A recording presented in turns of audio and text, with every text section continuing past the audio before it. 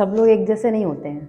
सब लोग first attempt में किसी भी कॉम्पिटिटिव एग्ज़ाम को क्लियर नहीं कर सकते हैं। Because friends, we all are having our own speed for learning. हम सबकी अपनी स्पीड है किसी भी चीज़ को ग्रास्प करने का, किसी भी चीज़ को समझने का। अगर हम कोई भी एग्ज़ाम देते हैं और उसमें फर्स्ट अटेम्प्ट में क्लियर नहीं कर पाते हैं, इसका मतलब ये नहीं है कि आपको दूसरा अटेम्प्ट नहीं देना है अटेम्प्ट, और तब तक अटेम्प्ट देना है जब तक एग्जामिनेशन क्लियर नहीं हो जाता, जब तक आपको जॉब नहीं मिल जाती। और कोशिश करते ही रहनी है। कोशिश करने वालों की कभी हार नहीं होती। मैंने 6th अटेम्प्ट में नॉर्सेट एग्जामिनेशन को क्लियर किया था। मेरा रैंक था 5000, फिर भी मुझे सिलेक्शन मिला। फर्स्ट लिस्ट नहीं आई थी, सेकेंड लिस्ट में मेरा नाम आया था। सेकेंड लिस्ट में मेरा सिलेक्शन हुआ और मुझे जॉब मिला। मैंने प्रिपरेशन करना बंद नहीं किया था, इसलिए आज मैं एम्स नागपुर में हूँ। माय डियर फ्रेंड्स, ये मेरी कहानी है और मैं आप लोगों के साथ शेयर करना चाहती हूँ, क्योंकि हम जैसे बहुत सारे लोग हैं जो गॉड गिफ्ट नहीं होते, जिनको बहुत सारी चीज़ें एक बार में समझ आ जाए, एक बार में हर एक कंसेप्ट क्लियर हो जाए, वैसे स्टूडेंट नहीं होते हैं। फिर भी हमको प्रैक्टिस करते रहना है, क्योंकि प्रैक्टिस करने से, कोशिश करने से ही हम जीतेंगे। इसी चीज़ के साथ मैं आज आप लोग के साथ अपनी कहानी शेयर करना चाहती हूँ कि I was so average student in my college days. और ऐसा एवरेज स्टूडेंट होने के साथ साथ मैंने ये सोचा था कि मैं प्रिपरेशन करूँगी, और इसलिए मैंने प्रिपरेशन किया। और आज मैं अपनी कोशिश, अपनी मेहनत के वजह से एम्स नागपुर में हूँ। मैंने नॉर्सेट 2 में सिलेक्शन लिया था, और उस समय मैं मेरा जो बीएससी नर्सिंग हुआ वो 2015 में हुआ। बीएससी नर्सिंग में रहते ही मैंने ये सोच लिया था कि नहीं, मुझे एम्स में जॉब करना है। और मैंने ये सोच के रखा था कि मुझे अगर जॉब चाहिए तो वो सिर्फ और सिर्फ एम्स में चाहिए, और कहीं मैं जॉब नहीं करूँगी। ये थॉट मेरे मन में मैंने बैठा लिया था। और इसी के साथ माय डियर फ्रेंड्स, मैंने प्रैक्टिस शुरू की। मैंने बीएससी नर्सिंग कंप्लीट किया 2015 में, और 2015 के बाद जितने भी एग्ज़ाम हुए, AIIMS Nagpur, AIIMS Jodhpur, AIIMS Rishikesh, AIIMS Patna, हर एग्ज़ाम दिया मैंने, पर उस समय सिलेक्शन नहीं हुआ मेरा। और उसके बाद मैंने ये सोचा कि ऐसे 20 डेज़ 25 डेज़ पढ़ के एग्ज़ाम देने से सिलेक्शन तो नहीं हो सकता। तो तब मैंने प्रिपरेशन शुरू किया। मैंने प्रिपरेशन करते करते मेरा MSc nursing, mental health nursing में कंप्लीट कर लिया। फिर भी ऐसे करते करते 2 से 3 साल निकल गए।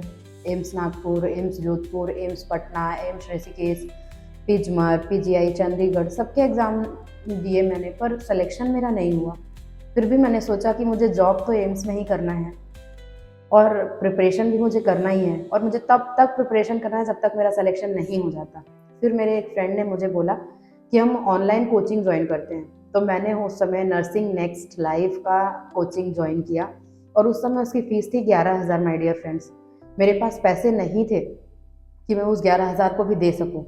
फिर भी मैंने घर में ज़िद किया, बोला कि मुझे देना है, मुझे कोचिंग ज्वाइन करनी है। तो फिर मेरे भैया ने वो पैसा पे किया और मैंने वो कोचिंग लिया। वो कोचिंग करने से मैंने प्रैक्टिस किया, पढ़ाई की। माय डियर फ्रेंड्स, कोचिंग से आपका सिलेक्शन नहीं होता है, आपका सिलेक्शन होता है आपकी मेहनत से।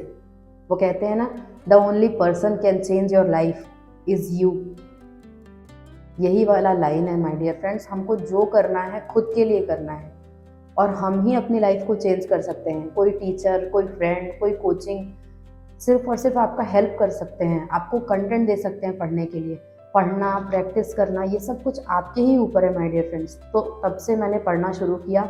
मैं कभी भी मुझे याद है कि मैंने जब अपना प्रिपरेशन शुरू किया था, तो उस समय मैंने कभी भी अपने पढ़ाई को, अपने डेली रूटीन को कभी भी बंद नहीं किया। मैंने स्टार्ट किया था अपना प्रिपरेशन, और मैं कह सकती हूँ कि मैंने जनवरी में अपना प्रिपरेशन शुरू किया था, और जनवरी से मैं प्रिपरेशन जो शुरू की थी वो नवंबर 21 को, 21 नवंबर को नॉर्सेट 2 का एग्ज़ाम था माय डियर फ्रेंड्स। पढ़ते पढ़ते पढ़ते प्रैक्टिस करते करते मैंने वो एग्ज़ाम दिया, और नॉर्सेट 2 में मेरा सिलेक्शन हुआ, और आज मैं एम्स नागपुर में हूँ। माय डियर फ्रेंड्स, मैं पढ़ती कैसे थी? मैं रात के 3 बजे उठती थी माय डियर फ्रेंड्स। रात के 3 बजे उठती थी और रात के 3 बजे से हर घंटे पढ़ती थी। रात के 11 बजे सोती थी। 3 बजे उठने के बाद जब मैं पढ़ने बैठती थी तो 1 घंटे की पढ़ाई के बाद मैं 5 मिनट का ब्रेक लेती थी और उस 5 मिनट के ब्रेक में मैं कभी मम्मी से बात करती, जो मैंने पढ़ा उसके बारे में डिस्कस करती, कभी अपने सिबलिंग से बात करती, जो मैंने पढ़ा उनको बताती, उसके बारे में डिस्कस करती। और मैं कभी भी सोशल मीडिया नहीं यूज़ की माय डियर फ्रेंड्स। इसलिए क्योंकि मुझे पता था कि मैं बहुत एवरेज स्टूडेंट हूँ और मैं बहुत जल्दी डिस्ट्रैक्ट हो जाती हूँ। मैं ही नहीं, हम सब माय डियर फ्रेंड बहुत जल्दी डिस्ट्रैक्ट हो जाते हैं। इसलिए मैंने कभी भी सोशल मीडिया पे ध्यान नहीं दिया। यूट्यूब से भी मैंने यूज़ किया तो यूट्यूब से भी बहुत सारे कंटेंट थे पढ़ने के लिए, जितने वीडियो थे पढ़ने के लिए वो सारी चीज़ें, नर्सिंग नेक्स्ट लाइफ के वीडियोज़ देखना, 1 घंटे वीडियोज़ देखना, 1 घंटे नोट्स बनाना, 1 घंटे रे डायग्राम बनाना। नेक्स्ट आर्ट्स में आपको जो डिफ़िकल्ट टॉपिक्स हैं उनको मैं चार्ट पेपर में लिख के वॉल में चिपका देती थी माय डियर फ्रेंड्स। एमसीक्यूज़ करना, मैंने, अगर मैं आपको सच बताऊँ तो मैंने अपने प्रिपरेशन के टाइम पे और 21 नवंबर से पहले 10 बार रिवीजन किया था माय डियर फ्रेंड्स। सिर्फ यही सोच के कि I am only a average student, और एक एवरेज स्टूडेंट के लिए एम्स और नॉर्सेट क्रैक करना बहुत बड़ी बात होती है माय डियर फ्रेंड्स। मेरी प्रिपरेशंस को देख के मेरे घर वाले भी कहते थे कि ये बहुत ही ज़्यादा मेहनत कर रही है, और वो मेहनत मेरी रंग लाई माय डियर फ्रेंड्स 21 नवंबर के एग्ज़ाम का जब रिज़ल्ट आया।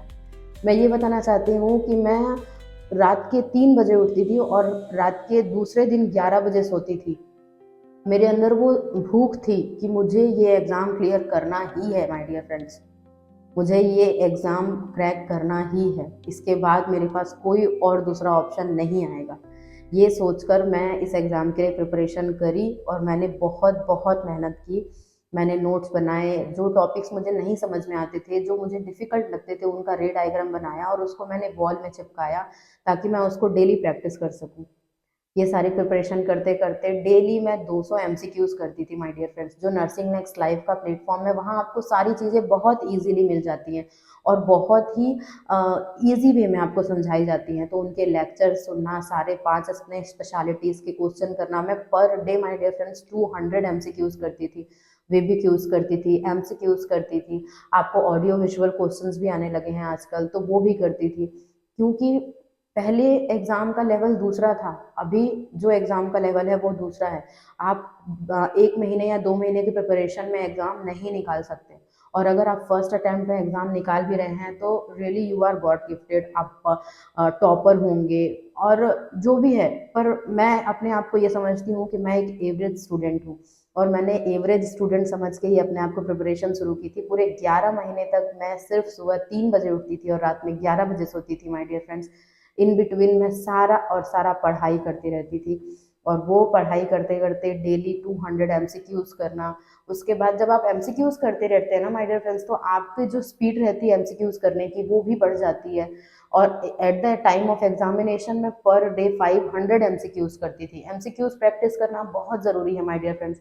अगर आप एमसीक्यूज़ प्रैक्टिस नहीं करेंगे तो आप एग्जामिनेशन में कुछ ना कुछ क्वेश्चन छोड़कर आएंगे, क्योंकि हमको मिलता है सिर्फ और सिर्फ 3 घंटे का टाइम, और 3 घंटे में आपको 200 क्वेश्चंस करने होते हैं। इसलिए my dear friends, please please please please please कोशिश करना मत छोड़िए। अगर 6th अटेम्प्ट में मेरा एम्स में सिलेक्शन हो सकता है, तो आपका भी फर्स्ट, सेकंड या थर्ड अटेम्प्ट में सिलेक्शन होगा, और ज़रूर होगा my dear friends. Thank you so very much for this watching my video. अगर आप लोगों को कुछ भी चीज़ें पूछनी हो तो प्लीज़ मुझसे पूछिए, मैं आपको उसके बारे में बताऊँगी, और जितना हो सकता है मैं कोशिश करूँगी कि आप लोगों के डाउट को मैं क्लियर कर सकूँ।